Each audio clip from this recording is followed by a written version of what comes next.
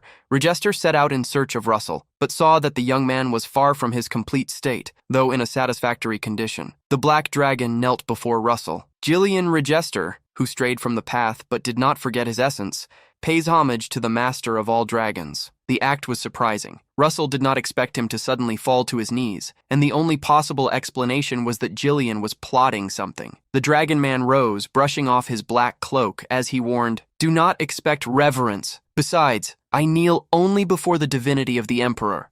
"Dragon, you are still nothing more than an incomplete being." Since Gillian had traveled a long distance only to be disappointed, Russell apologized ironically and asked, "What business do you have to settle with the incomplete Dragon Emperor?" Gillian stared at him, ready to reveal, "It is time to tell how I became a corrupted dragon. A long time ago, more than thousands of years ago, William waited until the day he would hatch. Even inside the egg, he already possessed consciousness. He felt his mother's warmth and heard her voice. The dragoness whispered to her egg, 'Wait a little longer. I will return before you hatch without fail.' Only much later did Gillian discover what had happened. At that time, a great war between the giant tribes and the surface races was taking place, and his mother had joined the battlefield. Thus, an endless wait began. 1 day, 2 days, 3, 4, 100 years passed. The long hatching period went by, but Gillian's mother never returned. Several more hundreds of years passed, and eventually, he came to believe that he had been abandoned. Faced with an unbearable betrayal, he decided that he did not want to be born. But at that moment, a man found him, carrying a dark energy. The hooded mage approached, depositing the energy into the egg. From that day until now,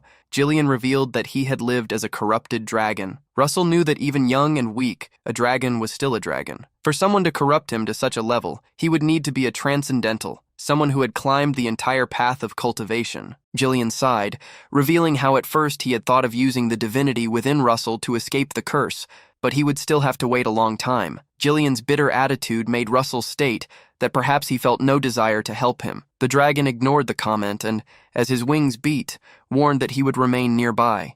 Waiting for the curse to weaken before departing, he left a final warning. Be careful of those at the heart of the Empire. Jillian's wings beat powerfully as he took flight, gusts of wind scattering snow over Russell. The protagonist watched the dragon grow distant, his last words carried back to him by the wind. I wish you great fortune, young dragon emperor. Even after returning to camp, Russell continued thinking about Jillian's warning. Those at the heart of the Empire had to be the cultists. He still remembered what one of them had said. The true darkness is only beginning. It will soon cover the continent in blood and shadow. Russell wondered what their true objective was, and what they were truly seeking. Suddenly, several knights ran toward him, searching for him with urgency. They carried a scroll, an official message from the main army. Since the main force was led by Daria, his master, Russell immediately asked, concerned, what it said. The knight's reply made his heart sink even further. The Imperial army has withdrawn from most of its bases. They are gathering in a single location. The news was shocking. It meant the Empire was preparing for full-scale war. Their forces were at least twice the size of Endymion's, including the Undead Legion. The numerical gap was overwhelming. On Endymion's side, there were 3 8th Circle mages, including Russell himself, while the Empire had lost its Black Tower Master and 3 superhumans whom Russell had personally defeated. Though the war was technically winnable, there was one massive variable, the Knight of the Apocalypse, a supreme undead that surpassed ordinary knights and rivaled superhumans. If it were fully restored, victory would no longer be certain. The knight continued relaying the message. Furthermore, instead of Sir Alex the Blue Tower Master, the commander of the royal capital's defenses will join the battlefield. Worried, Russell asked what had happened to Alex. He learned that Alex had stayed behind to buy time while they were retreating and suffered an accident in the process. It was said that his opponent was the Empire's master archer. Shock took hold of Russell, for there was only one master archer in the Empire, Marquis Mason, the former master of the divine archer Boris, father of the vagabond Philip, whom Russell had eliminated. The protagonist asked about the army's current position, receiving the answer from the commanding general. If the Empire wants a full-scale war, we will gladly accept. Russell smiled faintly, recognizing that this was something Daria would say. Making his decision, he turned to prepare. We cannot stand still. Dismantle the entire camp. We will join the main army. 10 days later, on a dark night above a canyon, numerous monsters forming an undead army advanced like an avalanche from the sky. Russell observed the order as he sighed. How troublesome. This becomes the 6th encounter just in this area. Among them, there are even spirit-type undead. I will have to incorporate the fire of the underworld into my mana. Russell descended into the midst of the enemy monster army, causing a crackling fire to appear in his hand. Burn! Consumed by the flames! A great explosion occurred among the undead. From afar, the necromancer mages controlling them were startled. What is happening? An ambush! Fear seized them, and they ordered, forget the command formations. Let's retreat! Before they could do so, an arrow fell from the sky, striking one of them with precision. The cultist's position was discovered, and the rest who were still alive tried to flee. From a distant and unknown place, a finger was pointed at them, gathering the moisture and freezing it. More ice arrows were fired from that finger, striking the fleeing cultists. Having eliminated the entire group, Russell approached, checking if there were any more of them. There was something Russell could not understand. If they were gathering forces, why move through such an exposed canyon? It was almost as if they wanted to be intercepted. That same night, in the Imperial Palace of the Britannia Empire, a meeting was taking place. Edgar met with a cultist before a map while holding a chess piece. He commented, I expected to need more time. This is more tedious than I thought. Thanatos apologized, saying, after elevating Bismarck as king of Endymion, we tried to use him as a trigger for the war, but the rebellion failed and shook our plan. But there is no problem, for the first phase is complete. Violently, he used a monster figurine to crush an area of the map, with Endymion behaving exactly as planned. Enough blood has already been shed throughout the Empire. Added to that, there is also the civil war disguised as a succession dispute, and the blood sacrifices used for the summoning of the undead. Thanatos dragged the figurine, which spilled red over the map, forming a great star. The coordinates are now complete. The cult leader revealed to the Emperor and Master,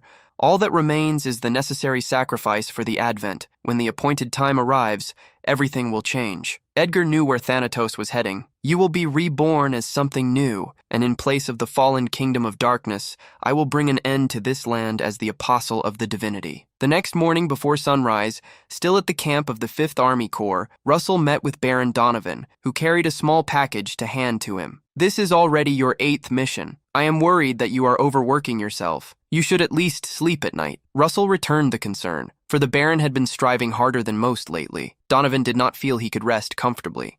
While the commander was fighting, he had prepared something to eat. As Russell received the lunchbox, fire appeared in the sky, a signal sent by Pepper. Upon spotting the enemies, the protagonist grabbed the lunchbox and leaped into the sky, saying goodbye to Donovan. "I'm going ahead, please don't worry and get some rest." Donovan could see the resilience carried by the young man, who tried to bear the weight of everything on his own shoulders. Against the army of monsters, Russell used the ice magic Nova Cryogenesis. The attack caused a rain of ice to freeze the monsters. Next, it was the turn of another attribute, Gaia's Thorns. The ability made stone spikes grow from the ground. Lastly, Pepper used his fire breath to finish off the enemies. With the end of the swift battle, the sun began to rise on the horizon. Having fought against 700 to 800 monsters, Russell commented on how the number of enemies did not decrease, no matter how many they defeated. Since the cleanup had been done, he celebrated with Pepper and sherbet. He sat on a rock and opened the lunchbox delivered by Donovan. Using all his strength right at dawn had left him hungry. The protagonist ended up looking up, inviting someone who was watching him. "Why? Don't you come down and eat with me? There's something I want to ask." "You." Black feathers fell over him as Jillian approached, only to comment, "This is ridiculous." Looking at the lunchbox, he questioned, "Don't you know we don't need food? After all,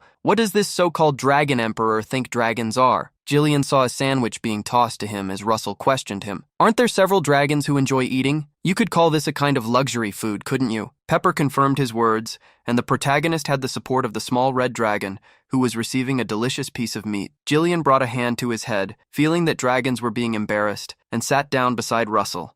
Jillian asked what he wanted to ask. Russell still had in mind what Jillian had told him last time. "Those you mentioned at the heart of the Empire are the cultists, right? Was one of them the one who corrupted you?" Jillian lowered his head, revealing that he could not answer the question. "The curse that afflicts me is weakening little by little, but I still cannot completely escape that person." Jillian's words made Russell understand the strong domination present in the curse. Jillian touched his own chest, revealing his regret. "If it were up to me, I would end all of this along with myself right now, but not even that can I do." Ferocity appeared in the dragon man's eyes. "If you were fully awakened, I would have been freed a long time ago." The protagonist looked away, apologizing, for he already knew of the issues that afflicted Jillian. Eating the sandwich, the protagonist analyzed the conversation, which made things a little clearer. Even without knowing how such a person had survived for hundreds of years, it was certain that he was a cultist. The question was how strong he was. Preparing to depart once again, Jillian gave his thanks in his own way. "Even with that useless divinity of yours,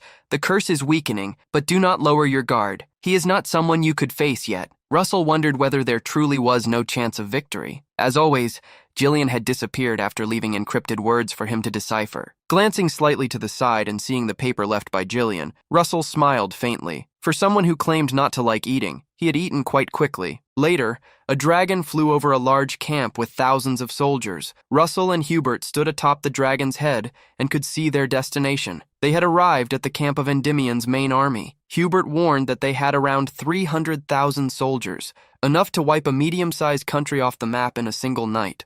Russell, however, warned that the opponent was the Empire and that their combat power was also superior to theirs. In the end, the way they distributed their resources would decide everything. Russell noticed movement from part of the army, signaling that they had been seen. It seemed that a group was approaching to greet them personally. Looking closely, they realized it was none other than Master Daria, alongside the lively Olsen. As soon as they dismounted from the dragon, Russell and Hubert received a tight hug from Olsen. "Ha ha ha! Long time no see, guys. The letters you sent back were nothing but victory reports. I heard you captured the impregnable fortress of Triven and eliminated several of the Empire's powerful warriors." Almost being crushed by the embrace, the protagonist replied calmly, "Well, that's what happened." Olsen especially hugged Hubert, congratulating him for managing to rise another level. Hubert humbly cleared his throat. "I only received some hints to reach a new realm, that's all." Daria felt sympathy for the two who had arrived. They must be tired. Let them rest. The protagonist stepped forward to greet his master. "It's been a while." Nodding, she asked, "As commander,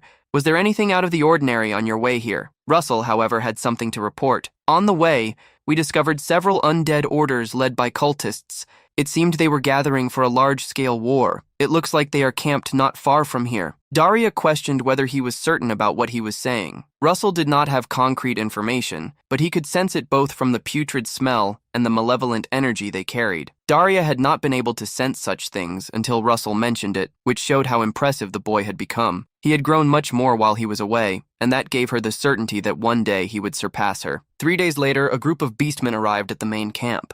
The protagonist recognized who was leading them, someone he very much wanted to see, Muya. In addition to the leader of the beastmen, the Elven mother and daughter duo had also arrived, Ilo and Araim. As soon as the two women competing for Russell's heart arrived, they stared at each other. Muya acted lively as always. "You're here too, big ears." Ilo withdrew slightly, not liking so much excitement. "Beast King, you are as rude as ever." The protagonist quickly tried to stop them from arguing. He turned to Araim, thanking her for joining the war as a leader. He understood how difficult her decision had been. Araim accepted the thanks, acknowledging that the war would also decide the future of the Elven race. They too had a reason to join them. Muya bristled in anger at not being praised. "And us? Don't forget the beastmen. Human man." Russell did not forget her. "Of course, from the bottom of my heart, I am grateful." Muya stepped closer, sniffing Russell all over, sensing that he had grown enormously stronger. Not only his scent but his aura had become denser. Changing the subject, Russell clasped his hands. "The arrival of all of you is very timely. You three, please follow me." He was referring to Muya, Ilo, and Araim, informing them that the acting commander was waiting. The entire group gathered in Daria's tent, where there was a large table and a giant map spread over it, with Russell, the representatives of each race, and the tower masters present. Daria began the meeting. All the forces of Endymion, the Beastmen, and the Fairy race,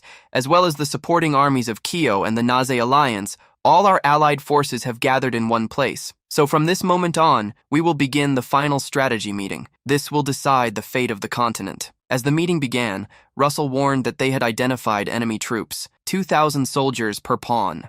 That would mean more than 1 million enemies gathered by the Empire. The Master of the Yellow Tower added another 400,000 undead to the enemy forces, totaling 1,400,000 troops. Knight Pearson was stunned by the difference in strength. Arya struck the table fiercely. "The expressions on your faces look as if you are facing a mortal enemy. This is a battle we cannot avoid." Pointing to the map, she stated that they would divide the army into 3, one at the front and one on each flank. The plan consisted of the front buying time, while the flanks would surround the enemies and sweep them away. Although it was risky, Russell felt it was the best plan they had at that moment. Daria, as the commander-in-chief, decided to lead the front. The right flank would be led by the Master of the Spear Tower, and the left flank would be under the Duke. Daria instructed the Beast King to go to the battlefront with her. Muya, a lover of battles, agreed. "Great! If I'm at the front, I'll face many powerful enemies, right?" As for the rear, Daria asked Araim and Ilo to attack the enemies. Both accepted the mission, assuring that they would secure victory. Muya stood up after all the instructions. "Then all that remains is to decide the day we will act. For now, we will observe their movements." Before Daria could finish, she felt that something was wrong. Great explosions began to fall upon the camp, and the night's screams spread. "They're coming!" The leader of the cultists saw the chaos unfolding and thought aloud,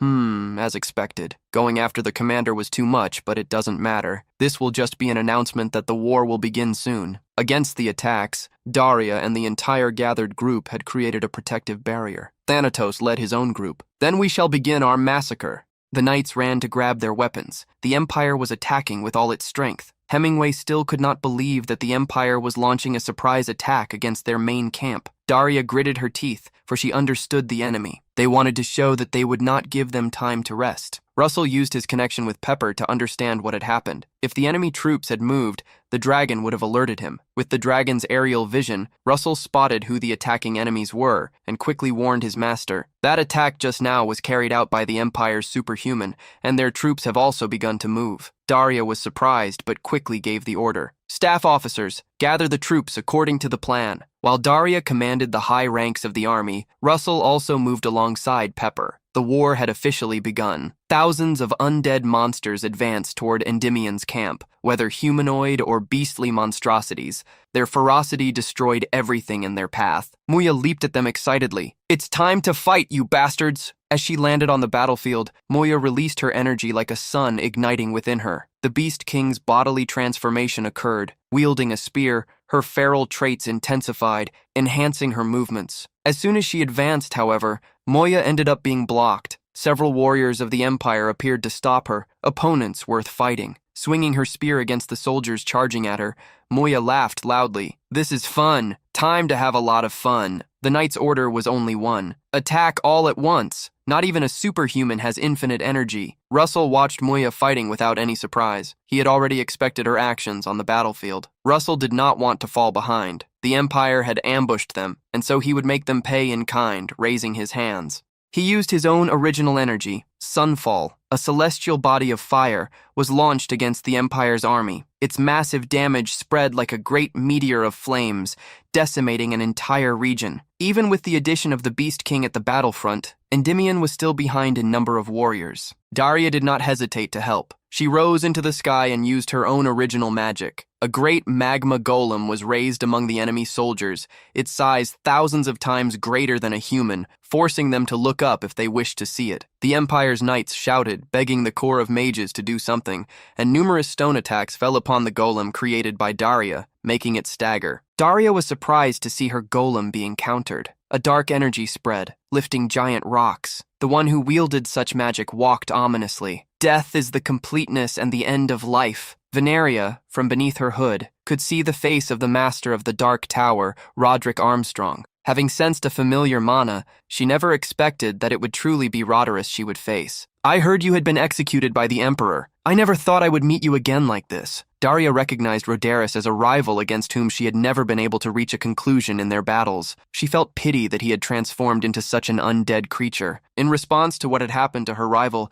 Daria released peculiar flames. They were still fire, but carried the characteristics of snow, a final magic that defied the laws of nature. Daria's ultimate magic, white snow, was unleashed. A blizzard arose over the undead. However, it burned at the touch, tore apart, and purified at the same time. The knights of Endymion finally finished arming themselves and charged into battle. "Perish, you damned bastards!" In the midst of the fight, however, a shadow emerged, forcing them to look up. A gigantic abomination had appeared, raising a massive hammer larger than any human. Olsen did not stand still and unleashed his flames against the abomination. He ran across the battlefield, taking advantage of every chance to strike those monsters. "That's why I can't stop fighting up close. I'll crush them until they can't regenerate anymore." While Olsen attacked the monsters, he became distracted, and an attack knocked him out of the sky. Russell quickly flew toward the Lord, who was plummeting like a meteor. Being caught mid-air by Russell, the Lord gave thanks. "Thank you. I was almost thrown to the ends of the earth." Confused, the young man asked what had happened, since he had been moving so fast. The Lord could barely speak. I didn't see what attacked me." The only thing he felt was that he had been struck by a sword blow. As Russell was thinking, he was forced to create a shield to block a blade of energy launched by a swordsman. Before them stood a shadowy being, crouched while leaning on an old sword. Russell was impressed, not expecting the pagans to have truly succeeded in their advance. Before them stood a zombie almost completely wrapped in bandages, ribs exposed, a piercing gaze, and wielding an old sword. This was a high-level undead that rivaled even an archlich, a Doom Knight. Russell ordered Olsen to return to the front lines and face the Doom Knight. "I will deal with him." Olsen followed the young man's instruction, but advised him to be careful. A necromantic energy seemed to strengthen the knight, who growled fiercely behind the cloth strips wrapped around his face. The fact that the knight was being empowered meant that nearby cultists were supporting him. The humanoid monster advanced in the blink of an eye. Russell immediately used a fire cannon to stop his advance, but the knight dodged. Jumping upward and counterattacking with a sword aura strike, Russell clicked his tongue irritably. He created one of his spears and used it to block the energy attack. However, the assault was not a single one. A dozen energy slashes traveled toward the young Raymond, causing an explosion that completely engulfed him. As soon as the Doom Knight returned to the ground, he unexpectedly heard a voice. "That's why I found your attacks familiar. What kind of damned connection is this?" McRae Hughes, the undead knight Russell was facing, was the man he had fought before. Fighting Hughes once again, Russell did not hold back. The Wings of Flames empowered his ultimate magic, the second form of the Spear of the Flame tip. "I will put an end to this and sever the fate that binds us." Overwhelming fire and necromantic energy clashed at every moment. The impact of each strike caused explosions that destroyed everything around the two of them. Perhaps because McRae Hughes had been the material used,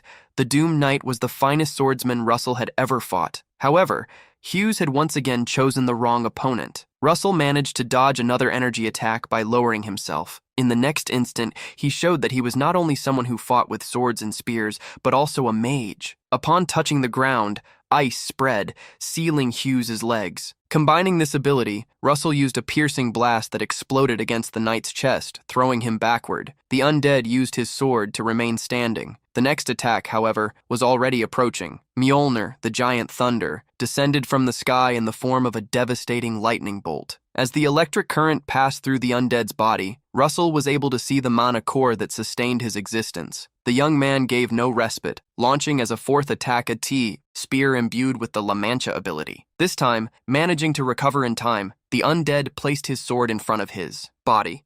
To block the attack, however, another spell was already approaching. The Knight of the Flamestorm was descending upon him. Once again, a large hole was formed in his chest, where the mana core resided. The necromancers sustaining McRae Hughes' body did not know what to do. Our mana connection has been severed. That's not possible. Don't tell me the Doom Knight has been defeated. But he was supposed to be of the 8th circle. Their location ended up being discovered by Russell, who, with the Spear of Flame Judgment, eliminated them from a distance. Looking around the entire area, Russell wondered if he had finished everything. However, one of the cultists, even on the verge of death, still laughed mockingly. Buying time really worked. Our true trump card is not the Doom Knight. Russell frowned, questioning what he meant. With great agility, he moved his face to the side, dodging an arrow. He looked toward the horizon, discovering who had attacked him. Marquis Mason Marcus. Politely, he greeted him after the attack. "A pleasure to meet you, Commander Russell Raymond." Glancing at the knights battling from the corner of his eye, Mason revealed honestly, "I never planned to join this war and had even less intention of fighting alongside filthy scum, but my only son insisted on joining the war to gain merit. Despite having a pathetic son,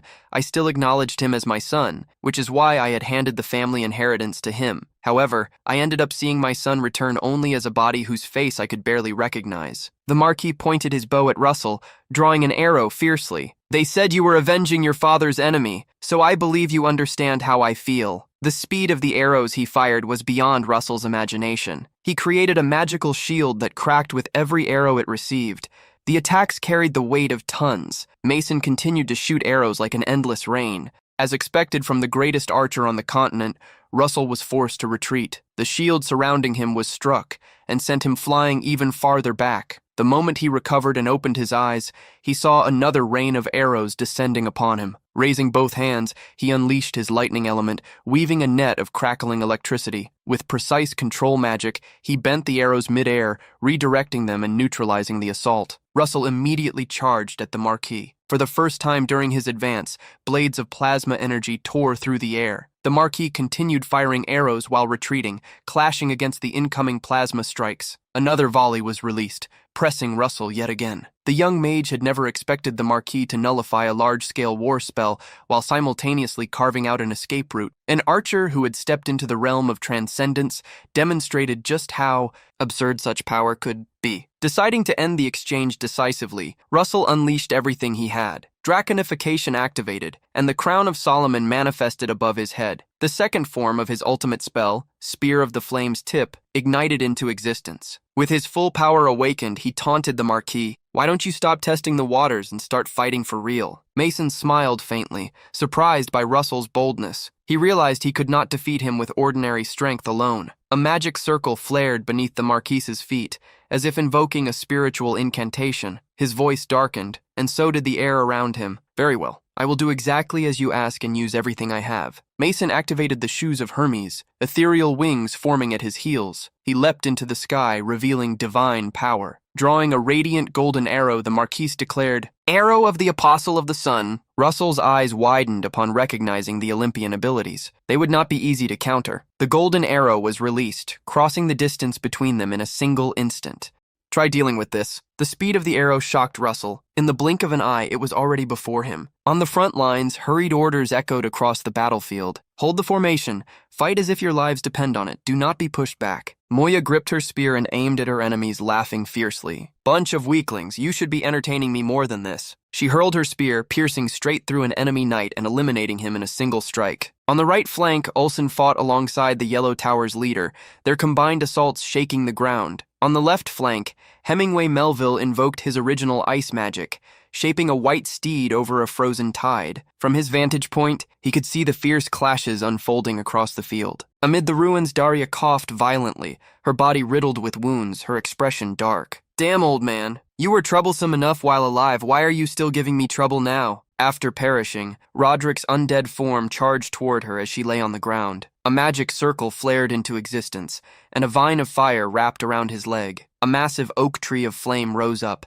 engulfing Roderick within blazing wood. Daria, its creator, declared firmly, "This ends here." Roderick's desperate scream echoed as he struggled to break free. Daria offered her farewell. "I hope you don't carry resentment on the other side." Of Roderick, only one hand remained free from the consuming roots and vines. With it, he launched a final desperate strike. Dark energy burst from his wounded body and shot toward her. She knew she could not dodge. It would be her end alongside him. But suddenly, water magic surged between them, forming a protective barrier. Old Hemingway stepped forward, his expression steady and warm. "It's all right," Daria snorted, clinging to her pride even now. "I could have stopped that attack even if you hadn't interfered."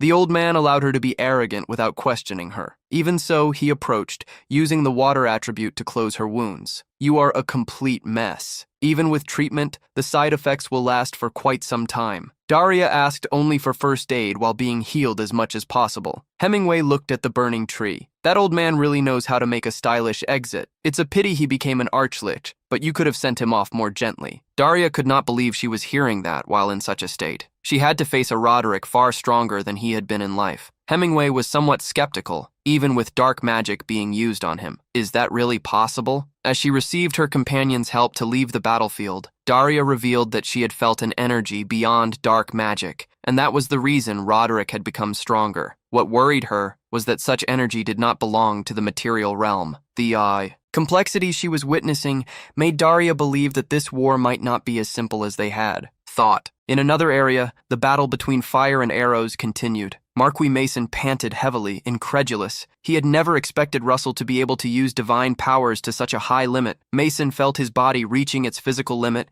and even so, throughout the entire time, he had been unable to inflict fatal wounds. The greatest problem, however, was that the young man he faced proved to be a monster, growing stronger and stronger as they fought. As he faced Mason, Russell planned to conserve part of his divine power in case something else arose. At the same time, he wondered whether he could hold back against Mason. Even so, he had reached a limit close to the 8th realm and completed the formula he had built. The time had come to decide the outcome of the battle. He cast his mana into the sky, creating a cloud of fire over the land.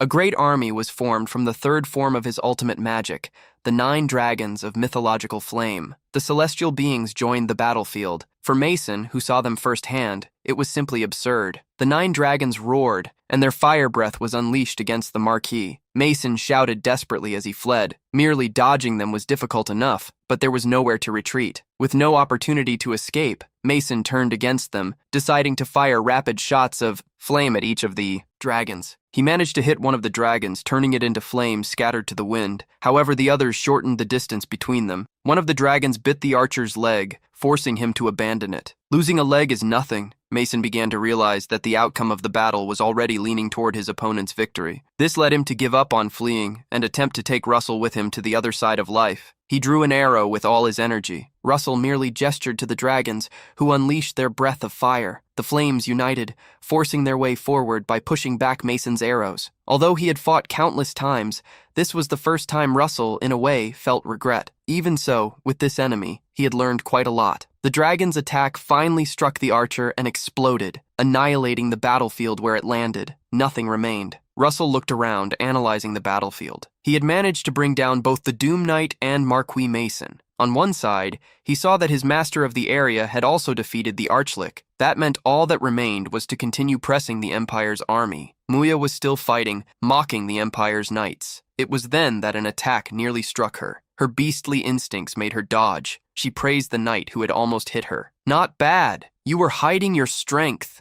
A bullman approached Moya with concern. He had been the first to notice that a dark aura surrounded those knights. something was happening. The knights took on the appearance of undead. Their hair fell out, their eyes became raw flesh, and a putrid stench spread through the air. Receiving their attack, Moya brandished her spear to face them. What's wrong with them? Has this group gone mad? Moya decided to fight with everything she had. Fine, if you want to get beaten that badly, I'll grant. Your personal wish, let's wipe out every last one of them! On the left flank, the battle against other Imperial Knights continued. Hubert was surprised when an enemy who had already been eliminated stood up to attack him. Ulson stepped to the front of the fight, destroying him with an empowered punch. Get out of my way, you lunatics! Ulson asked his companion what he thought. Hilbert's reasoning led him to believe they were definitely fighting against berserk magic. It was a forbidden spell that used life as fuel to enhance physical abilities. Those affected lost their reason, leaving only battle instinct. However, since the caster had been eliminated, Hubert expected that soon the Imperial army would be destroyed. Hearing his friend, Ulson celebrated as he returned to battle. Victory will be ours, of course, if we're still alive by then. The number of enemies the Empire had brought filled the entire horizon. An ice storm was cast upon them by Russell, who, after the attack, approached Ulson and Hubert, apologizing for arriving late. Russell also had his own opinion about the battle. I can't believe they cast berserk magic on their own allies. The Empire's high command has completely lost its mind.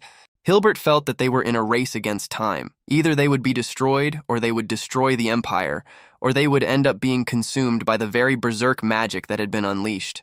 Challenged to see who would win, the three returned to the battlefield using their own powers. Hours of battle passed. The Empire's knights continued marching, while Endymion's knights, already exhausted, kept fighting, until suddenly they saw each of their enemies begin to fall. With all the Empire's knights on the ground, Daria thought that the duration of the berserk magic had finally ended. Hemingway, beside her, asked what they would do. Are you going to continue the battle and finish this, or shall we reorganize our lines? Daria panted heavily. All the troops had suffered severe losses, but the outcome already seemed decided. She made her decision, announcing to everyone, "Today we will put an end to the war and to the Empire." At that very moment, a knight ran in to report, "Commander-in-Chief, look up there! The Emperor has appeared." The gazes of Daria and Hemingway turned to where the knight was pointing. Edgar, with red quarto, walked across the battlefield, followed by a skeleton. Brohacking, a knight of the Autumn Moon Castle, was the closest to him, and thus shouted to his companions, "Do not fear! He is nothing but a tyrant." With the skeleton carrying the Empire's banner, Edgar looked around and congratulated them. "To think you piled up so many bodies for my sake. This is truly a feast. Since you worked so hard,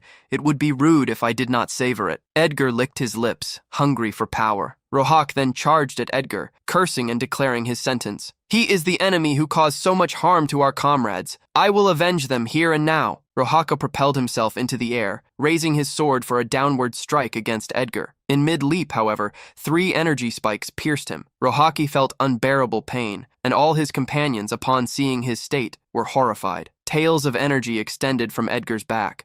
Who absorbed the young knight's life energy, praised him. Not bad for an apprentice. With a malevolent look, he faced the remaining Endymion knights. It's time to begin the real feast. Energy spikes similar to Edgar's tails began sprouting from the ground around the knights. They pierced them and drained their energy. Those who could tried to flee, screaming in despair. Rohake, engulfed in flames, unleashed a powerful attack upon Edgar and the battlefield. Edgar did not suffer any damage and caught sight of the one who had attacked him. So, the main course has already arrived. Daria, even in a weakened state from the previous battles, positioned herself on the battlefield to block the Emperor's advance. She had already expected this because of the information obtained through the intelligence network, but Edgar proved to be a monster beyond imagination. That made her certain that if they fought him head-on, they would all be swept away. Edgar did not cease his attacks. More and more draining energy spikes struck the battlefield. Unintimidated, he taunted, "Sorry, but could you wait your turn? There is far more to absorb than I expected, but you may also try to run in the meantime." The Emperor's mockery was answered by another attack. The red storm exploded over him and over the skeleton that served him. At the same time, Daria shouted, "All troops, retreat! Get away from here!" As the Endymion knights fled, Daria hoped to immobilize the Emperor for as long as possible. Edgar shook off the flames and mockingly praised Daria's attack. "The strike was splendid, but how long will you be able to endure?" Daria was already beginning to tremble, for both her mana and her stamina were at their limit, yet she still could not fall. Suddenly, attacks began raining down on Edgar, from arrows to blocks of stone. Daria looked back. and she heard a remark that scolded her. You can't stay alone trying to look cool. Muya, Hemingway, the master of the Yellow Tower, and Ilo approached to help her. You couldn't hold back and went in alone. You should start thinking about your age. The group immediately joined the battle. The master of the Yellow Tower shouted, We will stay with you until the end. Muya raised her spear, laughing with excitement. If we retreat because a monster like this stands before us, it would be a disgrace to the beastmen. Ilo also honored the Elven race, refusing to abandon the fight. With so many attacks falling upon him, Edgar defended himself with his energy tails, thanking them for staying. The fact that all of you are gathered in one place saved me the trouble of chasing you, Daria argued with the old man. Hemingway, old fool! I told you to retreat. Why did you drag everyone here? Daria's disciple, Russell, also approached to help her. Don't rush, master. Having more people is better than being alone. The protagonist asked his master to leave the scolding for later. Looking toward where the attacks had fallen, he asked if that was the emperor. The man was absorbing all the blood of the soldiers who had fallen in the war. The berserk magic had probably been planned by him. Despite wearing a human shell, beneath it the emperor was completely malevolent. Russell was certain that man had to be the cult leader. Daria suddenly grabbed Russell's arm and asked her disciple, Please, make sure you come back alive. Russell nodded, reassuring his master. Yes, of course, I will return together with everyone. The protagonist leaped into the sky and, as he prepared to attack, received a telepathic message from Zillion. Reister, young dragon emperor, do not lower your guard. The emperor is on a completely different level from anyone you have ever faced. The protagonist questioned the corrupted dragon. When he asked whether he could help since the enemy was so strong, the priest unfortunately stated that he could not, revealing, If half of what was done with my domination ability was because of you, then the other half is because of him. Russell understood what the dragon meant. The one connected to the dragon's past and the one who had corrupted him was the emperor, a transcended cultist. Jester corrected Russell's words, who was already trembling with fear. To be precise, it is correct to say that he was a transcendent. The protagonist questioned the corrupted dragon about what he meant, but received no answer. Russell felt that time had been frozen. Zillion introduced himself to him, revealing, This is my mental world. It is only for a brief moment, but I can isolate myself from the outside world. Thinking carefully, Russell remembered that Ilo had done something similar before. The protagonist asked why the dragon was only speaking about the Emperor now. Zillion explained, I never expected the Emperor to reveal himself so quickly. Perhaps he did so because he moved away from my domination ability. The one who was once a transcendent was resurrected by his followers, but even now he has not regained his former powers. Russell asked why that was the case. According to Zillion, the only path for cultists to achieve transcendence, the passage to the demonic realm, was sealed. A cult is a group that worships dark beings and borrows their power. For those bastards, a transcendent is someone chosen by the King of Darkness, but since the demonic realm was isolated, they could no longer borrow that being's power. Russell gained some understanding. Such dark beings had disappeared from the material world before the mythological era. To think that the reason was the separation of the realms. Everything the dragon said made Russell understand that the war had been waged to restore the passage to the realm of darkness. In the midst of their conversation, the Emperor's voice reached that parallel world.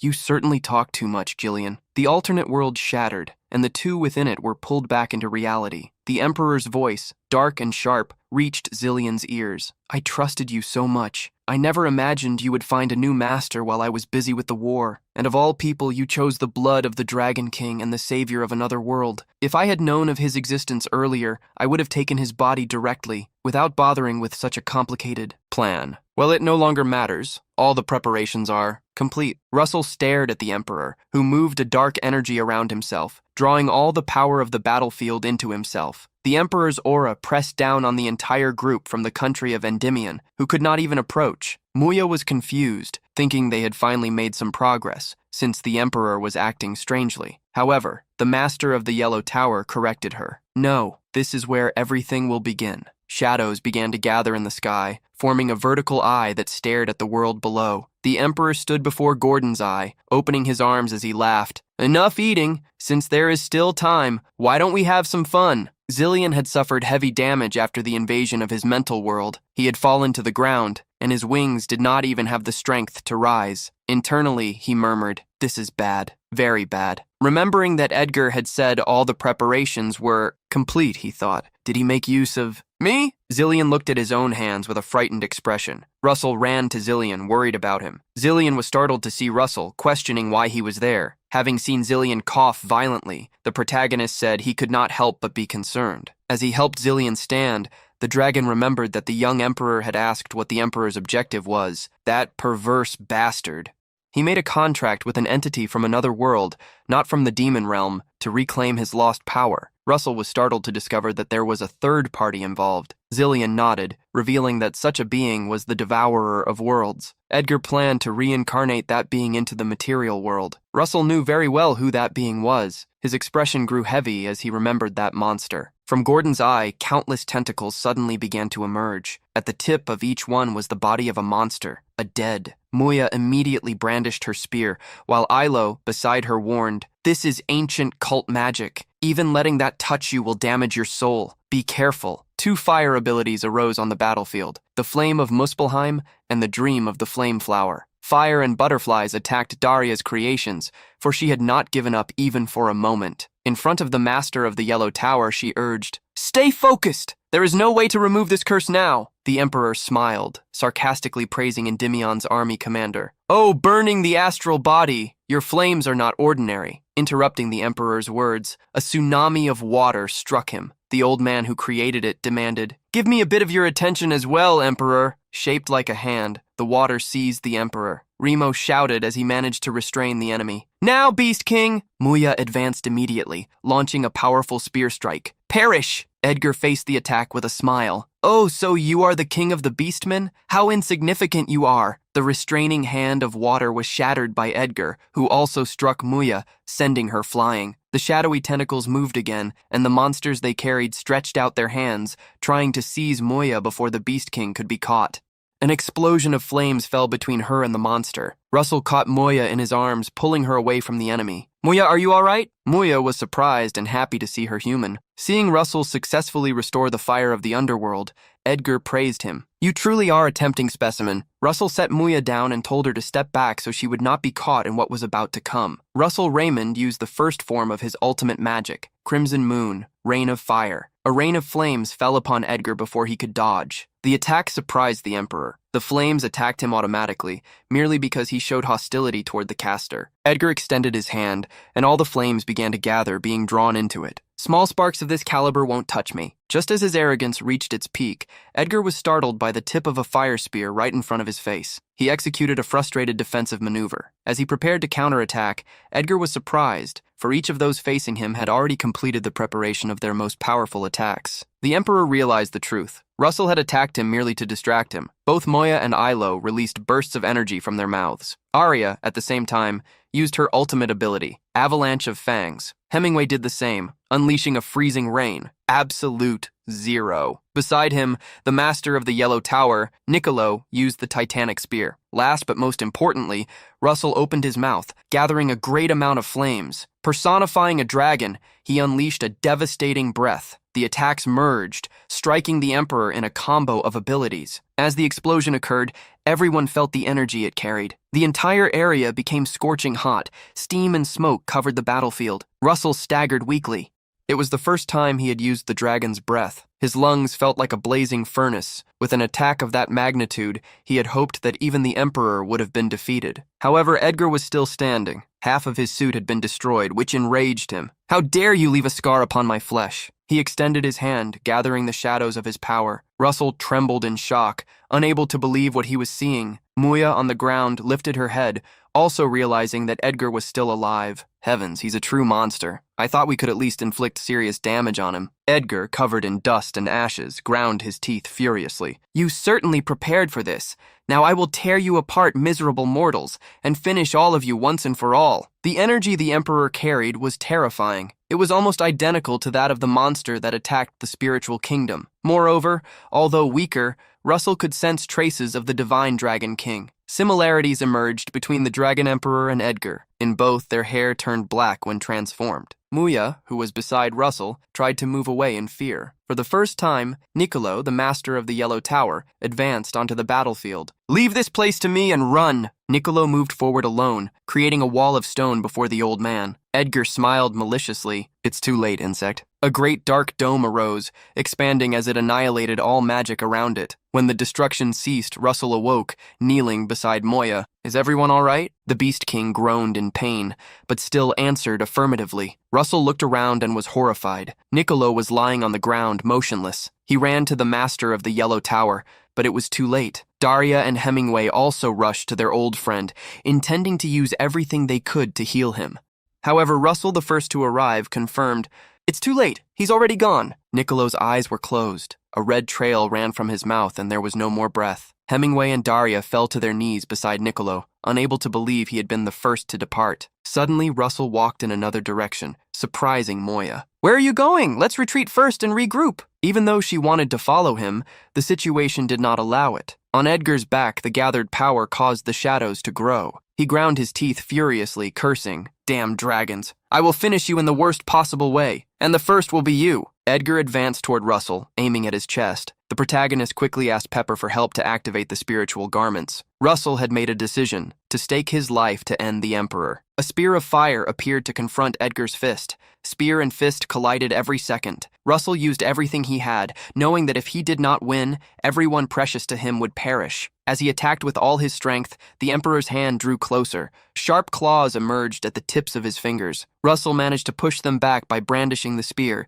but Edgar was already preparing a second attack. "I've got you!" The Emperor's second hand formed a thrust shaped like a spear of energy. However, Russell was shocked, for it was not he who received the blow. Someone took it in his place. Between Russell and Edgar appeared the corrupted dragon, Zillion. Even Edgar was surprised. "What are you doing?" The protagonist trembled as he saw the Emperor's hand pierce through Zillion's chest. Unexpectedly, the dragon laughed with emotion, reminding Russell, "I told you not to lower your guard." Edgar quickly withdrew his hand, cursing the dragon. "What an idiot!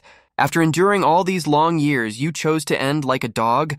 I will send the two of you to the afterlife together." Edgar's fierce energy exploded. Tales of power spread rapidly, but were interrupted when water surrounded him. "Leviathan's grip!" Hemingway had shouted as he cast the spell. The Emperor broke free from the water, roaring, "Damn irritating insect!" In the next instant, flames struck Edgar in place of the water, forcing him to block them. After the joint attack from Hemingway and Daria, Moya rose and shouted, "Don't underestimate us, you bastard monster." Elo drew her bow, supporting her from the side. "Beast King, I will give you cover. Rampage as wildly as you wish." Russell held Zillion in his arms, holding back his tears. "Zillion, why did you do this?" But not even the dragon himself knew how to answer. Even in the face of death, Zillion kept a faint smile. His life passed before his eyes. Looking back, "I was born with the bloodline of a dragon, but I never lived a life worthy of one. When I was branded a corrupted dragon, I lost everything. I became a servant of the cultists just to cling to my life." Zillion entrusted Russell with a final legacy, a horn containing his refined mana. Its form was not the same, but it possessed the same attributes as a heart. Russell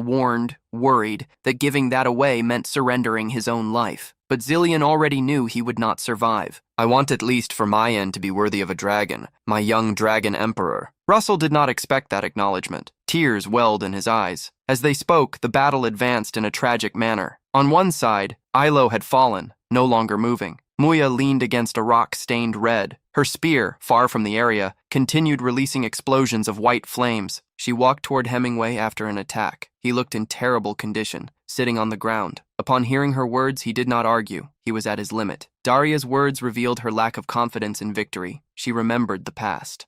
"We have lived a long life, haven't we?" Hemingway agreed. "Yes, we've lived long enough. I have no regrets." Daria, however, revealed that she did have one. She wanted to see one of her apprentices get married. The first and second had retreated safely. She wanted, at the very least, to ensure that the youngest survived so she could witness the wedding of all three, even if from the underworld. As she released her flames, burning through all her mana, Hemingway accompanied her. Then I will grant your request." Fire and water united side by side, exploding into the sky. Edgar watched them, waiting. "I can't believe you are burning your mana at the cost of your own life. You still had something to show, didn't you?" He smiled maliciously. "Very well. I will grant your wish to bid farewell to this world." In the middle of the Emperor's speech, a closed fist struck him. Edgar was sent flying across the battlefield, crossing everyone's line of sight. Daria was stunned to see Russell. He had undergone another transformation. Horns grew from his forehead, and the flames of his wings intensified. A notification appeared before Russell. You have absorbed the horn of a corrupted dragon. Fire dragon, silver dragon, ice dragon, dark dragon, lightning dragon, corrupted dragon. The 6 horns resonate with one another. The crown of horns gave him a somber appearance. His black eyes with golden pupils made him resemble even more the dragon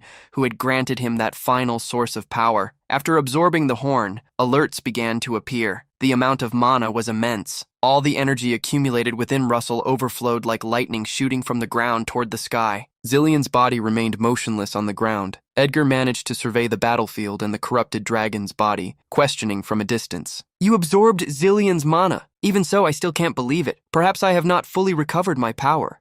But he had not expected to be pushed this far. Edgar, who had fallen, was almost struck by a spear that descended from the sky, embedding itself between his legs. A new spear of flames was held by Russell, pointed toward the ground. With his body almost entirely transformed into a dragon, he concentrated his energy into the weapon to attack the Emperor. Facing the young Raymond, Edgar advanced to confront him face to face. I acknowledge your strength. From now on, I will fight with everything I have, Dragon Emperor of this era. As soon as they locked eyes, Russell leaped backward, dodging a slash of energy. He placed his arms in front of his body, shielding himself, while the Emperor spoke. I heard that the Dragon Emperor and the savior of the other world ruined my plans last time, but now, even their descendants are standing in my way. Edgar would not allow his plans to be interrupted again. Without leaving room to breathe, the Emperor closed the distance between himself and Russell. 2 powerful energies clashed, colliding without allowing either side to advance. The Emperor raised his sword of shadows, roaring fiercely. Before the end of the material world, I will steal your last breath first. The Emperor's vicious blade cut through the air with dark energy. Russell had to defend himself. The area the attack covered was too vast to evade. Following the motion of the hand, he was forced to use the Spear of the Flame Tip,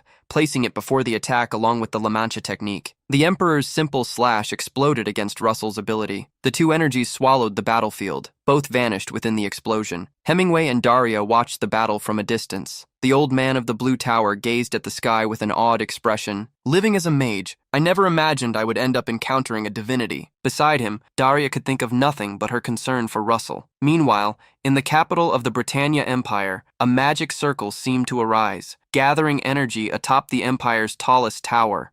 A child suddenly collapsed to the ground, alarming the mother beside him. She grabbed her son in her arms, begging for help, but being in the same condition as the boy, she too fell to the floor. At the top of that tower, countless cultist mages gathered. Commanding them all was Thanatos, raising his hands to the heavens as he chanted, O great calamity from beyond, O one who shall be recorded as the evil god, we offer this sacrifice prepared with utmost devotion. From each of the fallen people in the capital, life energy was drained, drawn in by the mages and sent to the magic circle. Thanatos pleaded to the other side, Envelop us in your darkness and save us through the end of times.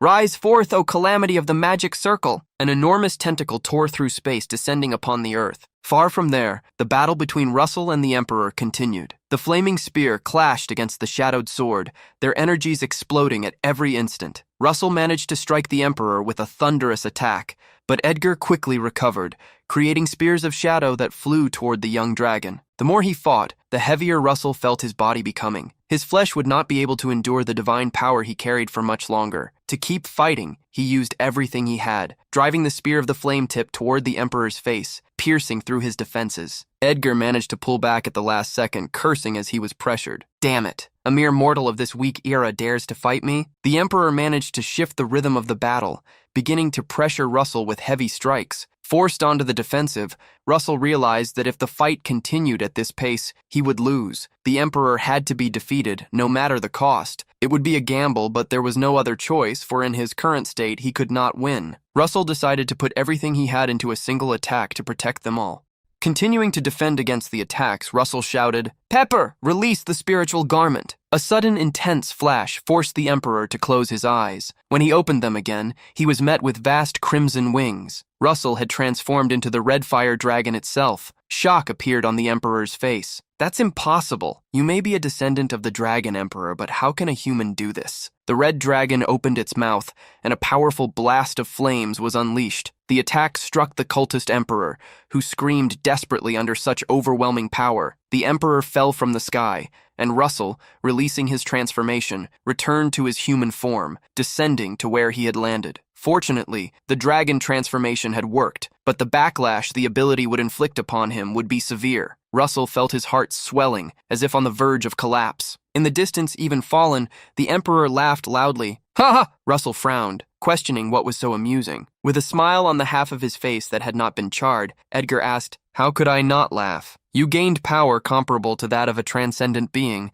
and yet you are so blinded by victory that you cannot even understand the situation." The emperor pointed upward, for his objective had been fulfilled. "Raise your head. The calamity, the evil god, has descended upon the material world." In the distant sky, a spatial rift revealed shadowy tentacles, piercing eyes, and a dystopian presence. The monster from the other world had begun invading the reality in which they lived. Russell was shocked upon seeing the entity. "When did this appear without me noticing? I didn't even sense its presence." That monster was on a scale that could not even be compared to the being Russell had encountered in the spiritual kingdom. This was what the Spirit Kings had called a fragment of a divine being. As Russell continued to stare at the creature, he felt his body being affected by the power he had used, and he vomited all the internal damage he had sustained. The Emperor watched the scene with a mocking smile on his face. "What a pathetic sight, Dragon Emperor of this era.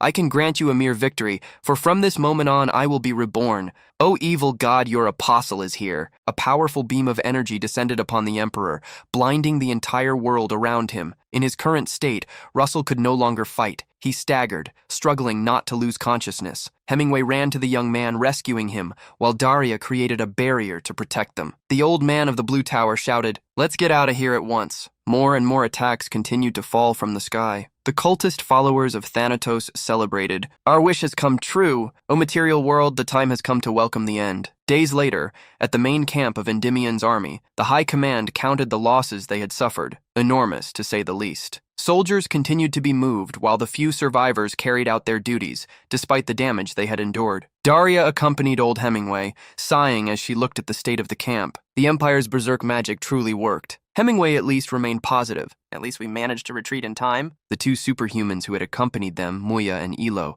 were unconscious but safe. Soon they would be able to rise again. Both the malevolent being that had appeared in the sky and the Emperor had vanished, something that deeply worried Daria. Along with them, even the sky that once defined the boundary between day and night had disappeared. Concerned, Daria asked old Hemingway what he thought. The old man had no concrete opinion. What troubled him most was Russell's condition. "Are you going to visit him again?" That was precisely what Daria intended to do. "I cannot leave him alone in the state he is in." As they headed toward Russell's tent, they saw Donovan running desperately in their direction. The shark promptly reported, "The princess is coming here." Russell slept on a bed, his body completely bandaged. Holding his hand, Hecate still could not believe what the Emperor and the pagan cult had done. Unfortunately, Daria confirmed that everything was true. The Emperor's body had been possessed by a transcendent of the pagan cult, and, as a result, a being from another world had descended into the material realm. There was even a monster causing destruction near the capital, in addition to numerous new species of monsters. Hecate did not release Russell's hand as she spoke with Daria. Facing unprecedented danger, she asked what their next course of action would be. Daria was resolute. "We will advance toward the capital." Hemingway was startled upon hearing her,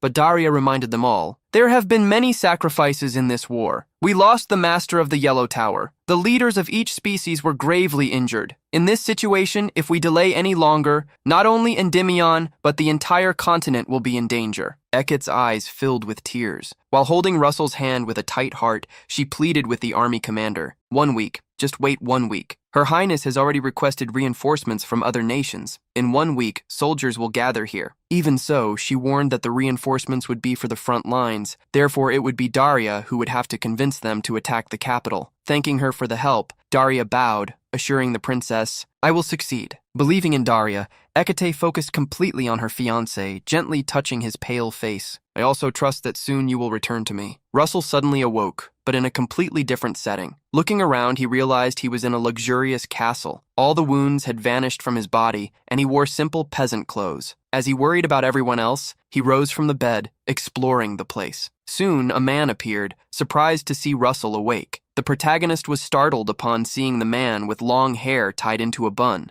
Receiving the guest, he reassured Russell, I know you have many questions, but let's go somewhere else first. As he followed the man, Russell became certain he was the man from the mural that depicted the battle against the giants. He was the savior of the other world whom Briarios had mentioned. That man was, in fact, his ancestor, Kim Hyun-sung. The two walked until they reached enormous doors which Kim Hyun-sung opened. A powerful light shone on Russell's face as the room was revealed. A woman resembling his mother was seated beside a table, but she was not his mother. The woman, with dragon horns, looked at the guest and smiled at him. She was the first dragon empress, the divine dragon king. Confirming her identity, the protagonist remarked to Kim Hyun-sung, You must be the savior of the other world. Upon hearing the title that embarrassed him, Kim Hyun-sung scratched himself irritably. Of all the cool names, why did they have to choose that one? The Dragon Empress introduced the place where they were to Russell. This is the Pantheon, the world where all the gods reside. In your world, you call it the Divine Realm. She pointed toward a window, telling Russell to look. Beyond a path of clouds lay Olympus, where the beings of that mythology lived. She pointed to another side, revealing the World Tree, Yggdrasil, and the land above it called Asgard. A distant island was called Eri, where the family of the goddess Danu lived. As for the place where they stood, the Empress presented it as the divine realm of the dragons, a realm separate from the other 4 territories. Russell possessed some knowledge of mythology. After the mythological era, the whereabouts of the gods had remained an unresolved mystery. There had only been rumors that they had created a divine realm and moved there. Now he was discovering that everything was true. Confused, Russell asked anxiously why he was there. Am I no longer alive? The pair who had received him laughed at the young man's concern and reassured him. Your consciousness is only temporarily here. Changing the subject, the Empress asked whether he knew why he could not reach the 9th circle.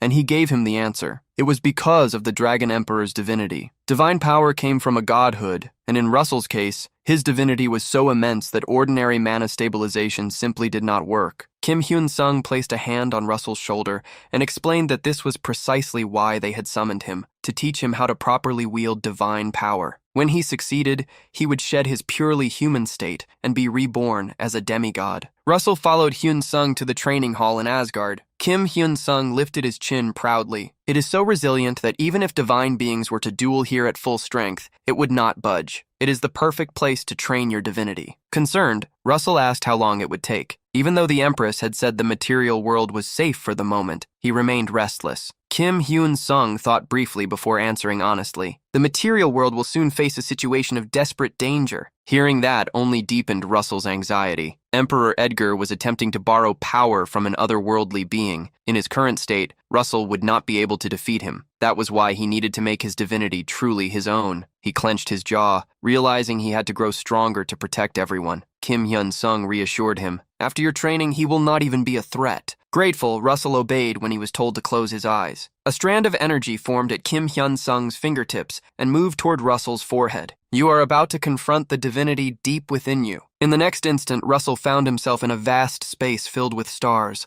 A deep voice echoed in his ears. Do not lose yourself, descendant! It was his ancestor's voice. This world felt as though it existed within Russell's own mind, perhaps even deeper than that. Even casting magic was difficult there, as if something suppressed it. As he attempted to summon his fire attribute, Russell failed to notice a shadow approaching behind him. Only when she was a single step away did he turn around. Who's there? Russell faced a copy of himself. The clone gave him no time to think and used dragon transformation. Russell felt a familiar sensation, the same one that arose every time he used his ultimate magic. That was the dragon belonging to the divinity within him. The dragon unleashed a fire cannon toward him, and he barely managed to dodge. Russell understood what his ancestor had meant when he advised him not to lose himself. Unwilling to disappoint him, Russell created the Spear of the Flame Tip and confronted the dragon directly. I will seize the reins by force. In Asgard, Russell sat on the ground, immersed in his inner world, flames overflowing from his body. Kim Hyun-sung and the Empress finally witnessed the beginning of his training. 1 week later, at the main army's camp, Daria and Hemingway visited Russell's tent. where Princess Hecate was present. The princess looked surprised as Commander Daria approached and announced that they would depart immediately. Hecate thought of escorting them to the exit, but Daria stopped her, as they could not risk revealing that she was at the camp. Bowing for a long moment, she and Hemingway bid farewell. "We hope you will take care of this nation." Unexpectedly, Daria saw the princess leap forward to embrace her. Hecate struggled not to cry, pleading with Daria. "You are my dearest friend and my most loyal subject. You must return safely." Daria swore that she would. She then asked Hecate to take good care of her youngest apprentice and departed alongside the master of the Blue Tower. The pair of lords joined the armies that were already waiting for them. Possum received the commander, confirming that they were ready to depart. On one side, a red banner bearing the sun and the moon fluttered. Daria was the one who shouted, accepting the new troops. "The Day and Night Alliance joins you in the name of justice." Daria mounted her horse and raised her scepter. "Let us defeat the source of evil in the imperial capital and reclaim our blue sky." Leading the Continental Alliance, she advanced with the army at her back. At the same time, Russell continued his training in his inner world. With the spear in hand, he kept fighting the Red Dragon. Russell fused two great abilities, La Mancha and Explosive Banner. Attacks fell upon the beast and the dragon retreated, trying to recover from the damage it had suffered. Despite the prolonged battle, Russell knew he was running out of time. He would need to hurry. The dragon had already learned his attack patterns, though they were still working, for now. With every blow Russell landed, the dragon shrank in size. The problem was that both his stamina and his mental energy were at their limit. It would not be possible to continue that one-on-one war for much longer. It was necessary to end it with a single strike. Russell advanced once more, facing the dragon's roar. At the last second before being devoured, the protagonist leaped over the creature's head. Positioned above the beast, he used a spell of his own creation, generating crimson chains to completely seal the dragon's movements. Russell wrapped the entire creature with the chains, from its legs and arms to its neck and mouth. He used all his strength to maintain the seal. He had already spent nearly all his power to activate the ability. That was his final, desperate attempt. The dragon roared fiercely, its mouth opening despite the chains surrounding it, but in the next instant, it fell. A small tear slid from the beast's eye, as if accepting defeat. Russell looked at the chains he held with doubt. "Did I finally defeat it? It feels as if I've been training with a wild beast or something like that." The moment he hesitated, a massive amount of flames erupted from the dragon. He raised his arms before his face, shielding himself from the blazing light. The dragon transformed into flames that flowed into Russell's chest. As the divinity was drawn into his body, he saw his own heart shine with an intense flame. He felt as though his meridians were being cleansed by divine power.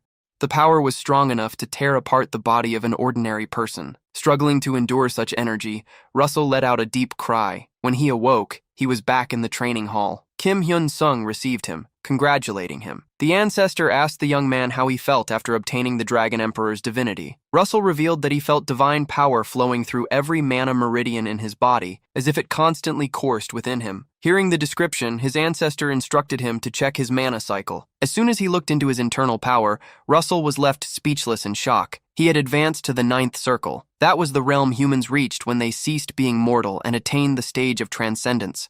No one had reached the 9th circle since the mythological era. Tears of emotion filled Russell's eyes upon discovering he had achieved such a realm. Kim Hyun-sung did not think it was such a big deal and revealed, "There's no need to get so emotional. You gained control over your divinity, so of course you ascended to the 9th circle. You should have ascended earlier, but it was interrupted because your mana and divine power were colliding." He also reminded Russell that his transcendent form was different. Russell realized what his ancestor meant. He had truly transformed into a demigod. Even so, he did not feel much difference in his body. The reason was that he had not yet used his power properly. For that, Kim Hyun-sung requested assistance. He stood up and called for a few friends.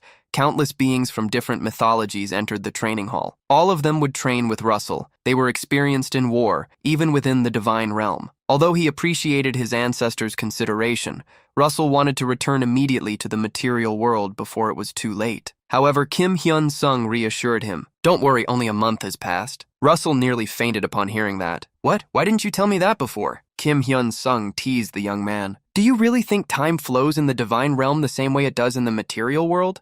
"It's all right, I was just teasing you." The ancestor revealed that 5 days in the divine realm were equivalent to about 1 day in the material world. Therefore, Only a week had passed in Russell's original world. He also reassured him, explaining that the Dragon Empress was keeping an eye on the situation in the material realm. In the next instant, the warriors of the mythologies placed their hands on Russell and threw him into battle. "Come on, rookie, let's fight. This will be our warm-up after so long." They even argued among themselves to decide who would fight the young man first. On a rocky mountain near the imperial capital of the Britannia Empire, enormous deformed monsters roamed, lurking for anything they could devour. Attacks suddenly rained down upon them, marking the advance of the Continental Alliance. Amelia, master of the White Tower, was accompanied by a Rame, who showed surprise upon seeing that there were monsters even there. There were countless bodies of people who had tried to flee from the creatures, but unfortunately, that ancient magic could not be avoided. All the villagers of that settlement were victims. They had been used as cocoons for the arrival of the monsters. The true purpose for which the village was being used, however,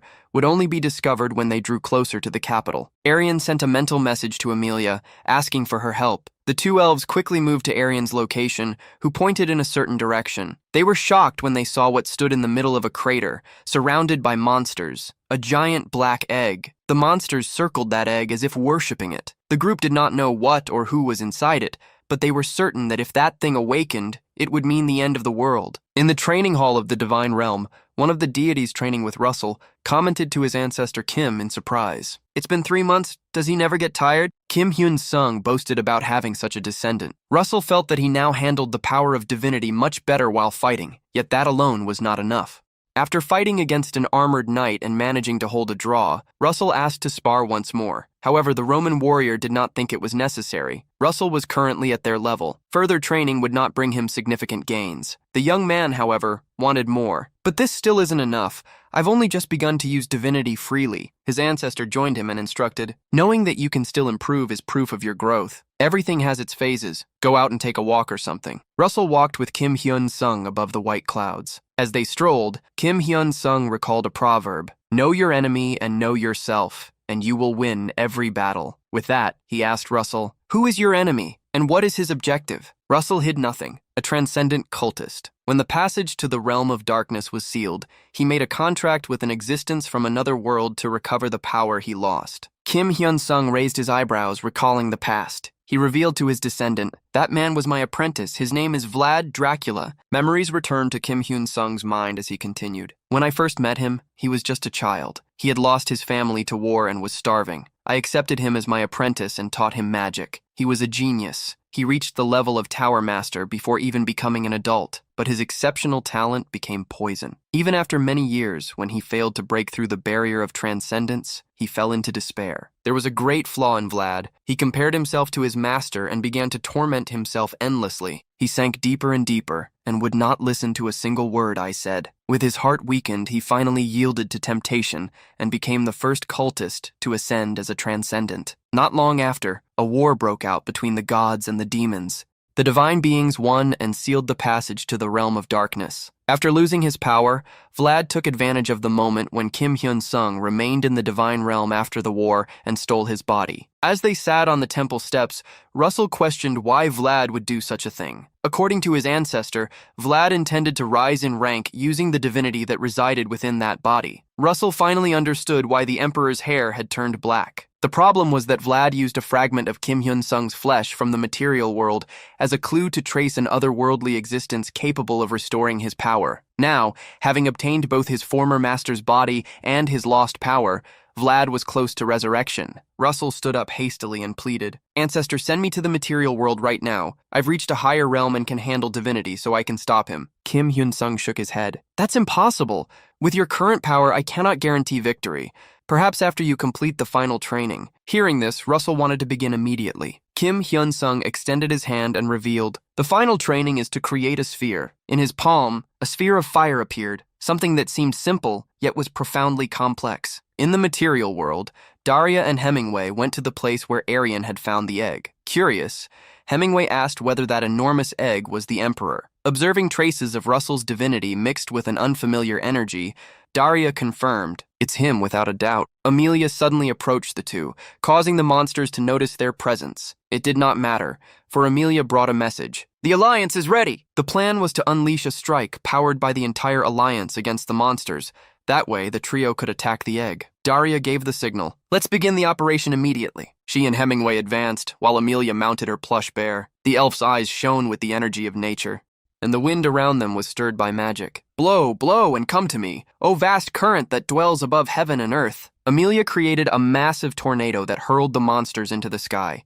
Even from a great distance, the phenomenon could be seen. That was the signal to advance. Ulsum led the alliance. It's the commander-in-chief's signal. Everyone, advance! The Dragon Empress was observing the war through a water mirror. Near her, Russell was in his final training, assisted by Kim Hyun-sung. She glanced lightly at Russell, supporting him inwardly. Hold on, my chosen descendant. You can do it. Russell was attempting something more difficult than he had expected. The sphere of divine energy he was trying to form would not remain stable, making the task far more complex. In the material world, the trio of tower mages advanced. Along the way, they saw countless humanoid monsters already waiting for an attack. Hemingway and Amelia volunteered to deal with them, while Daria moved forward alone. I'm counting on you! Daria intended to destroy the egg with a single strike. The mage's final spell took shape. The final chapter was read, and a fire blizzard emerged, annihilating the monsters in its path. The blizzard continued to assault the egg until, when the attack ended, Daria revealed a shocked expression. No way that my attack didn't leave even a scratch on the egg. At that moment, Daria heard a dark voice. Futile efforts, I would say. The egg began to crack, and the power dwelling within it started to reveal itself. Light, shadows, and dark energy leaked through the fissures. Hemingway was startled. What is happening now? Daria realized the truth. They had been deceived. The Emperor had been waiting for them from the very beginning. The egg split apart, and the man inside it finally broke free. Long hair swayed in the wind.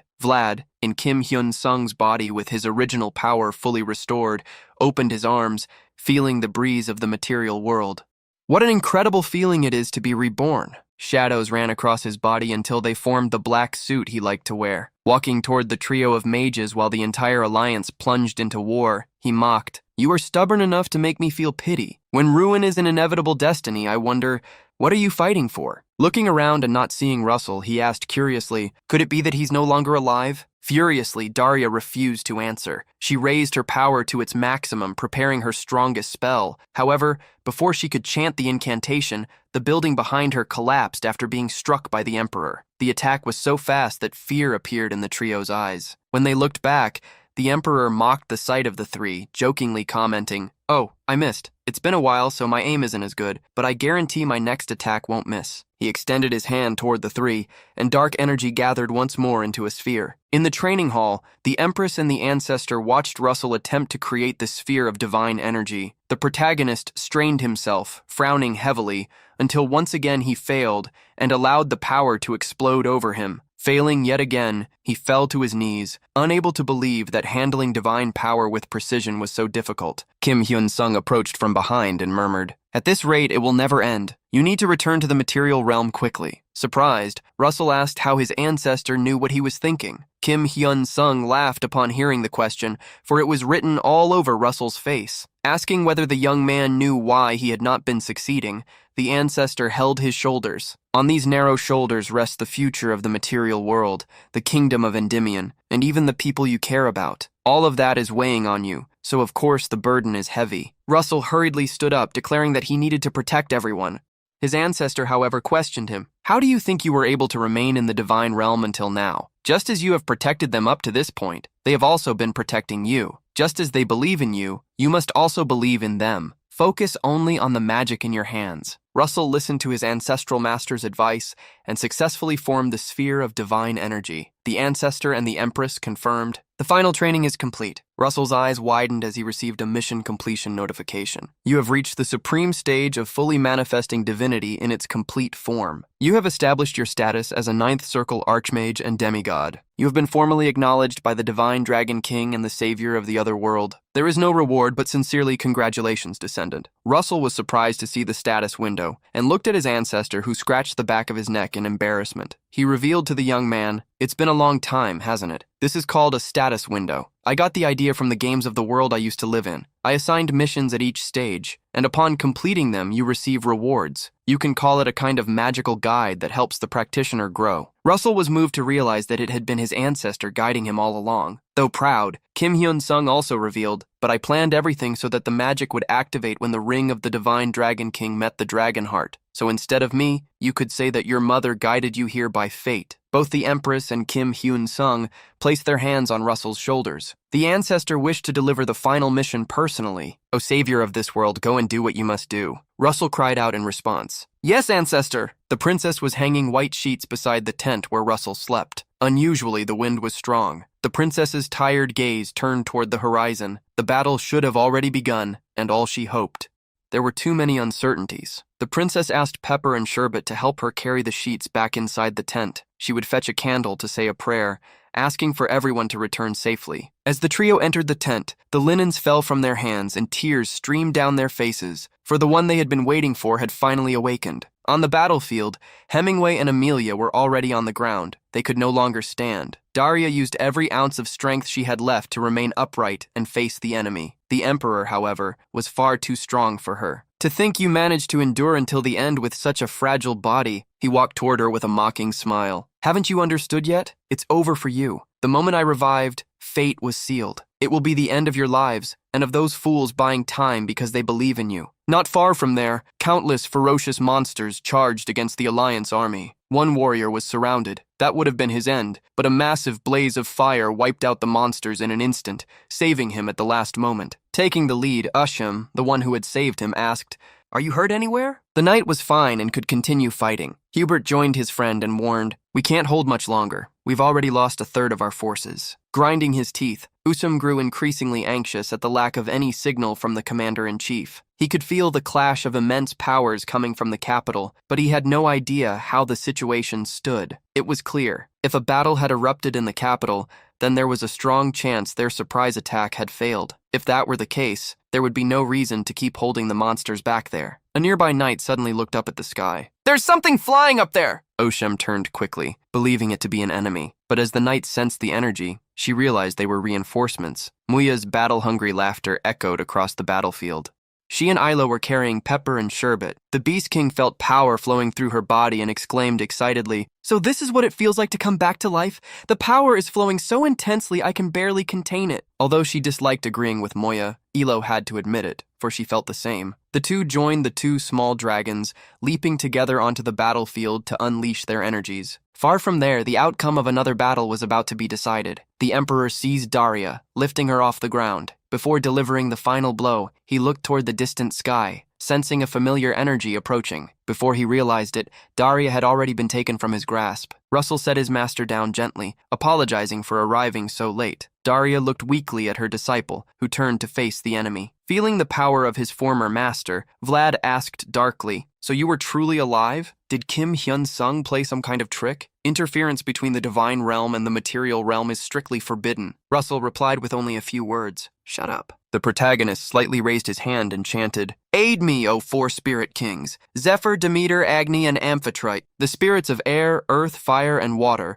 appeared one after another, answering the call of the dragon emperor and benefactor of the spirit realm. Russell gave an order to the spirit kings. "Eliminate my enemies!" But pointing at Vlad, he warned, "That bastard is mine." Vlad felt insulted by Russell's words, trembling with rage. The four spirits accepted the young man's request and moved toward the Sun and Moon Alliance. The monsters facing the Alliance felt the spiritual power cross the skies above them. The four spirit kings unleashed their elemental might, striking the battlefield and eliminating the monsters one by one. Muya looked at the sky in shock. "What are those things? They're insane!" Ilo, who had traveled with Russell before, answered, "They are the Spirit Kings."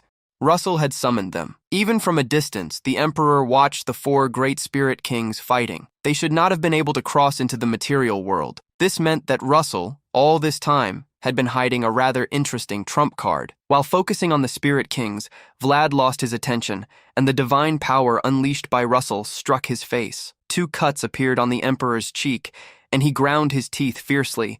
Having his face wounded was what enraged him the most. Russell stared at his enemy and warned him, "Vlad Dracula, you talk too much." A shift occurred on the battlefield. Hubert and Usham both felt that the monster's advance had been broken. Before, they had felt they were on the verge of defeat, but now the outcome of the battle had become uncertain. Hope had emerged. Vlad's and Russell's energies clashed in the sky above the battlefield. Everyone across the continent knew. Everything now depended on Russell. Vlad advanced with everything he possessed, yet he saw Russell dodge his blows with an unsettling naturalness, as if he were still merely evaluating his strength. Enraged, he cursed, "How dare a mere mortal recently ascended to transcendence do this?" Rising to the heavens, he opened magical portals, invoking the nightmares of gluttony. Sucking ghosts, with gigantic and distorted mouths, were brought into the world, attempting to devour Russell. The protagonist dodged one of the bites and saw the creature tear through space-time itself. Dodging was not difficult, but the consequences of prolonging that battle would be devastating for the material world. Moving away, Russell conjured the most powerful flame that could incinerate even the essence of a deity. By superimposing a new mental image onto an existing magic, he elevated it to a new level. The fire of eternal annihilation was born, overflowing upon the world like a burning tsunami. To Vlad, it did not seem impressive. He even praised, "Who would have thought you could superimpose a mental image and force the fire of eternal annihilation to the ninth circle?" Arrogance accompanied his smile. But that is still far from being enough. Vlad's words were interrupted as Russell dived toward him, wielding a spear imbued with the supreme magic of the third chapter, the Grand Arcana. Vlad perceived the danger in that attack, gathered energy in his hands, and launched a bolt of darkness. The spear, shrouded by the fire of annihilation, collided directly with the attack, generating an overwhelming explosion between the two forces. Vlad emerged from the shock, laughing out loud. He had already suspected it the moment Russell revealed he knew his name, but he never imagined he would find Kim Hyun-sung. It was inconceivable to him that Hyun-sung was using a descendant to eliminate his own disciple. Vlad decided to prove that he lived up to the expectations of his betrayed master. He joined his hands, conjuring his final magic. A dark energy emerged once more, forming a dimensional corrosion. With fury in his eyes, he bellowed, "I will finish you to prove it to that bastard master!" The corrosive energy plummeted upon Russell in a colossal explosion. The shield he created was severely damaged. Vlad did not retreat, continuing to fire incessant attacks. Russell acted with caution. Such onslaughts were powerful enough to destroy his multi-layered shield. Still, he knew that all magic carried a risk. In the midst of the corrosion, a smoke magic was released. Vlad tried to escape the mist created by Russell, which sought to obscure his vision. Unable to maintain the same technique, he advanced into physical combat. Midway, however, he was confronted by a red dragon preparing a fire breath. Vlad raised his hands in front of his body, trying to protect himself. The attack fell upon him without leaving any opening to dodge. Russell undid his transformation. Knowing that Vlad would not fall with just that, he sought a way to reach an even more overwhelming power. He decided to manifest the Brahmastra along with Hellfire, printing onto both a concept of transcendental dream. Finally, he added the fire of eternal annihilation to the strike. Vlad, in the crater where he had fallen, congratulated Russell for having deceived him. He coughed heavily, still in disbelief at having been duped by such a simple trick. Facing a young man who had used such a powerful technique, Vlad assumed he would suffer a backlash from overextending his energy. A smile appeared on his face, but upon raising his gaze, he was met with a sun. With wings of fire spread wide, Russell was utilizing the final chapter of his magic, the primordial flame. Burning eyes stared down at Vlad, who trembled at the sound of Russell's voice. "Let's end this here, Vlad." The ancestral being flew into a rage at being belittled and shot through the skies, advancing against Russell. Russell dodged the first shadow attack and, with the Brahmastra in one hand, gave shape to a fire dragon. At the same time, Vlad conjured energy blasts to face him. Fire and shadows collided once again. In the direct confrontation, Russell emerged victorious, his fist colliding against Vlad's sword. In an instant, a fierce battle between spear and sword exploded. The speed of both in mid-air made it impossible to distinguish who was pressing and who was being pressed. Unable to land even one effective blow, Vlad roared, seized by the desperation for victory. "I will finish you!" At that moment, Russell activated the La Mancha ability, combining it with the heaven-piercing attack. Vlad managed to defend himself, but found himself being pressured in a way never before experienced. With his mana reaching critical levels, he could no longer restore his sword. The tip of the spear pressed against the blade, causing it to crack. Vlad closed his eyes, trying to resist that relentless advance. Russell before him declared, "My ancestor asked me to relay a message to you. He said for you not to forget your own immaturity." The message infuriated Vlad. You bastard! Are you mocking me now? Russell broke through Vlad's defenses, delivering a piercing blow, accompanied by more words. He also apologized for not being able to stop you. Outside the ruins, Agni watched the battle won by the Dragon Emperor. He and the other spirits celebrated together. Muya and Elo received the news, and joy appeared in their eyes. After the final blow, Russell gasped, exhausted. In the end, he had defeated Vlad, who, had he not trodden a dark path, might have found a different destiny. Even after the blow that would end his life, Vlad displayed a mocking smile and spoke with a dark voice. Ha ha ha, that bastard master. I didn't teach you that you shouldn't lower your guard before the fight is truly over. In the sky above Russell, a vast being from another dimension emerged. From its tentacles, thousands of eyes opened, beholding the world below with absolute contempt. Despair appeared in Russell's gaze as he realized that Vlad's plan was to bring that entity into the material world. Vlad approached, laughing with scorn. Do you still think you've won? You only accelerated the ruin of the material realm. In the end, you failed to protect anything. I will wait for you in hell, O Dragon Emperor of this world. Vlad dissipated like smoke in the wind, his shadow vanishing completely. Looking at the being in the heavens, Zephyros commented, "What an absurdly powerful creature. Did losing the contractor make it act personally?" Agni flew into a rage upon seeing the monster, his flames intensifying once more, ready to crush it. Muya joined him excitedly, as if already waiting for that moment. Amphitrite suddenly pointed to the sky. Look, the Dragon Emperor is heading toward that Dark Lord. Russell advanced at the speed of a comet. Time was running out. He needed to stop that entity at once, for it would be too late if it crossed completely into the material world. The creature's gigantic eyes stared at Russell, and one of the tentacles lunged to intercept him. A massive wave of malice tried to halt his progress. Even with a divine barrier surrounding his body, the protagonist could no longer move forward. Trying to find an angle to attack, Russell felt a powerful energy surge within him. The warriors of the divine realm were inside him, offering support. After witnessing the Dragon Emperor's battle, they manifested, motivated by the grandeur of the confrontation. Upon entering a spiritual space, Russell asked how each of them had arrived there. One of them revealed that they had managed to contact him through his divinity. Placing a hand on Russell's shoulder, he advised, "That thing is an absolute existence, on the level of a true deity." Everyone united, lending their strength so that Russell could face the creature. The protagonist felt the divinity of his allies overflowing through his body. The malicious pressure seemed much weaker now. Following this, the ancestor and the Dragon Queen also joined in. With a slight smile, the ancestor asked if his teachings had been useful. The queen warned him, "We will clear the way, so follow us." The creature, sensing it was threatened,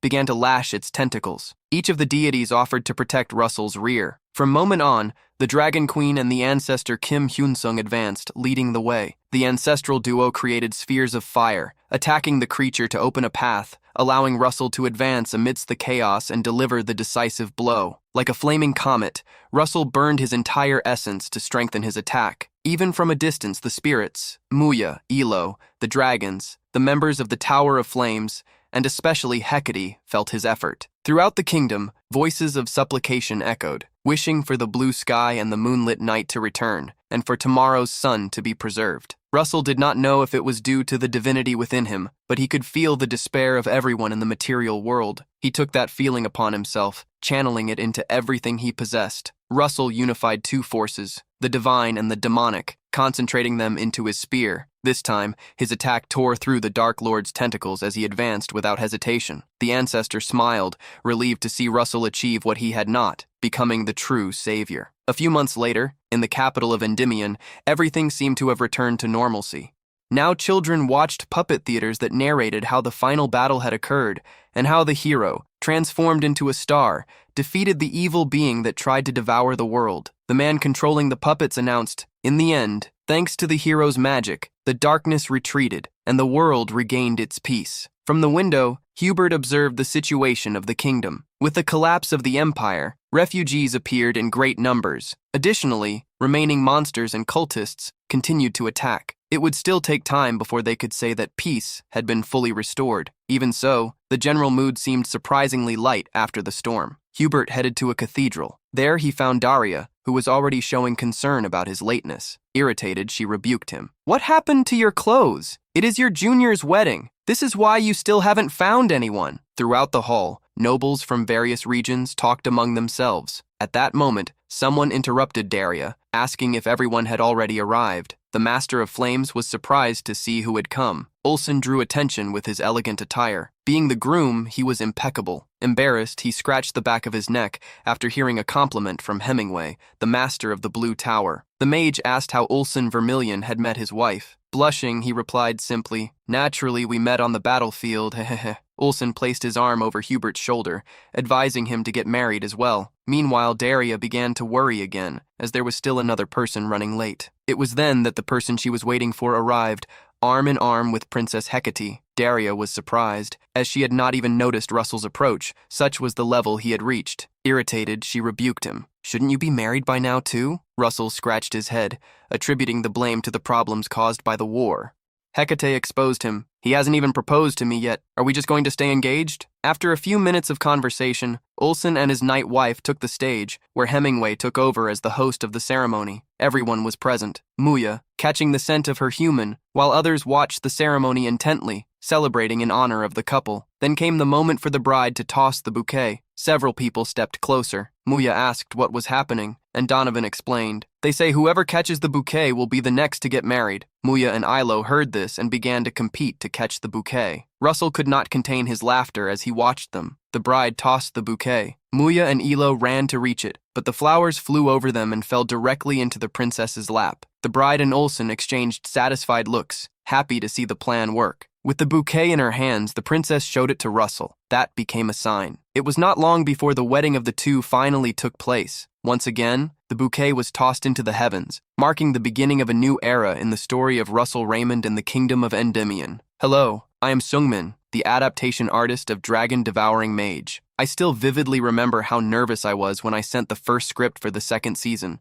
and now, without me even realizing it, we have reached the end of the story. It was only thanks to all of you, the readers, who followed Russell's growth for so long and rooted for him, that we were able to get this far. I bow my head in gratitude for all the love you have given us. I would also like to take this opportunity to express my deep respect and thanks to the artist Teddy Barra and the team at Akeo Studio, who brought this work to life through such wonderful art, to producers Kim Cheol and Kim Gonyang, who were a reliable source of support, and to the original author Il Wang, who cleared the path for this entire journey to begin. Now that we have reached the end and I look back at the time that has passed, every moment I spent with Russell feels truly precious and happy. I hope that, in all your days to come, your lives are filled with much luck and happiness, just like Russell's magic. Once again, thank you very much.